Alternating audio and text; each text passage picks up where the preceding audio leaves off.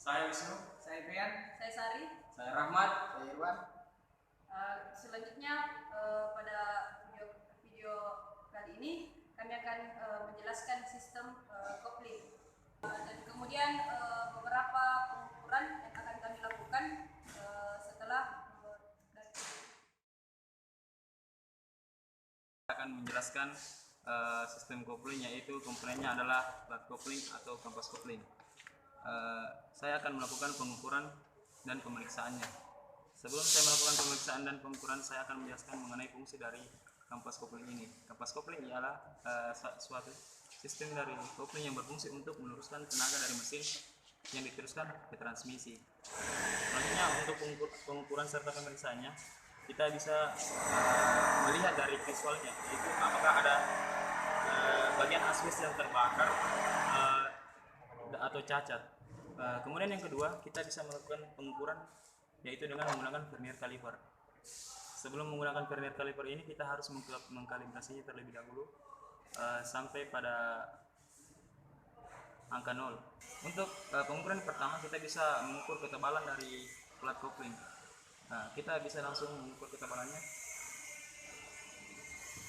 dengan cara seperti ini, dan hasil yang didapat ialah 0,5 mm.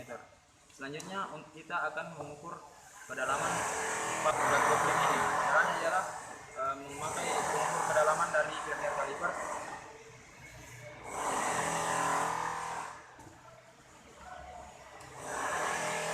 Hasil yang didapat ialah 0,2 mm. Sementara untuk toleransi maksimal minimal dari ketebalan kampas dan kedalaman plat kopling ialah 0,3 mm. Dari hasil pemeriksaan dan pengukuran tadi, kita bisa mengambil kesimpulan bahwa kampas kopling ini sudah tidak layak untuk digunakan karena sudah tidak memenuhi standar dari toleransi yang diperlukan. Saya akan menjelaskan tentang pegas diafragma pada kopling. Pegas diafragma pada kopling berfungsi untuk menekan plat kopling untuk meneruskan tenaga dari engine. Selanjutnya, pengukuran dari pegas diafragma yaitu kelebaran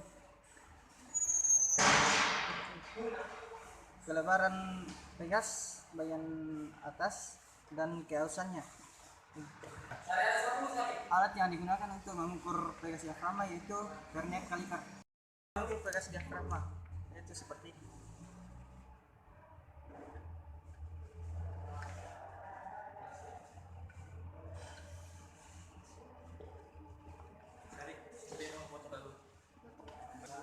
Pegas diafragma keausannya maksimal 0,6 mm dan ini hasilnya 0,7. Dari hasil pemeriksaan pegas diafragma,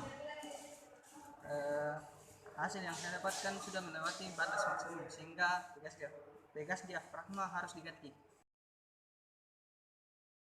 Saya akan menjelaskan salah satu komponen pada sistem kopling, yaitu flywheel atau biasa dikatakan dengan roda gila.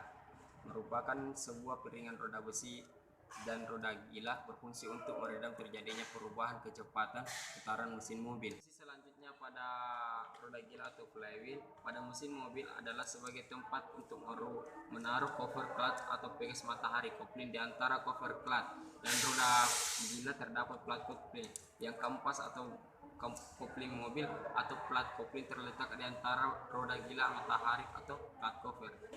Adapun pemeriksaan serta pengukuran yang ada pada flywheel yaitu kerataan permukaan, pemeriksaan dari gigi ringgir yang berhubungan dengan pinion starter, kemudian pemeriksaan bantalan pilot dan run out dari flywheel itu tersendiri.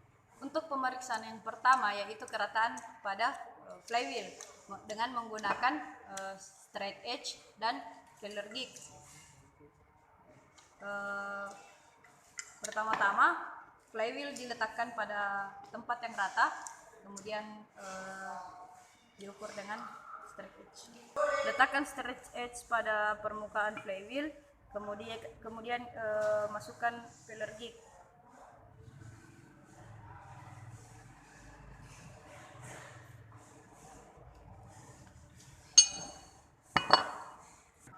Ketidakrataan maksimal adalah 0,5 mm, sedangkan hasil yang didapatkan adalah 0,35. Jadi kesimpulannya yaitu ketidakrataan belum mencapai titik parah. Adapun pengukuran terakhir yaitu pengukuran run out pada flywheel, di mana sebenarnya flywheel itu diletakkan pada dudukan flywheel, kemudian diukur menggunakan dial indikator. Caranya yaitu dial indikator diletakkan pada permukaan flywheel, kemudian flywheel akan diputarkan dan hasilnya akan keluar pada jarum penunjuk di dalam indikator ini. Hasil run out melebihi dari maksimal yaitu 0,2, maka sebaiknya flywheel diganti. Saya akan menjelaskan salah satu komponen dari sistem coupling, yaitu release bearing. Release bearing ini berfungsi untuk meneruskan daya dorong dari release force ke pegas diafragma. Cara pemeriksaan dari release bearing, yaitu pertama cara pemeriksaan dari secara visual, apakah retak atau aus. Pemeriksaan dari kehalusan dari release bearing, kita putar dengan pelan-pelan apakah dia berputar dengan halus atau tidak. Selanjutnya kita periksa dengan kekocakan, apa dia kocak atau tidak. Dan ini dia hasilnya, dia kocak. Itu artinya release bearing ini sudah tidak layak pakai. Ya, itulah pemaparan sistem coupling dari kelompok kami.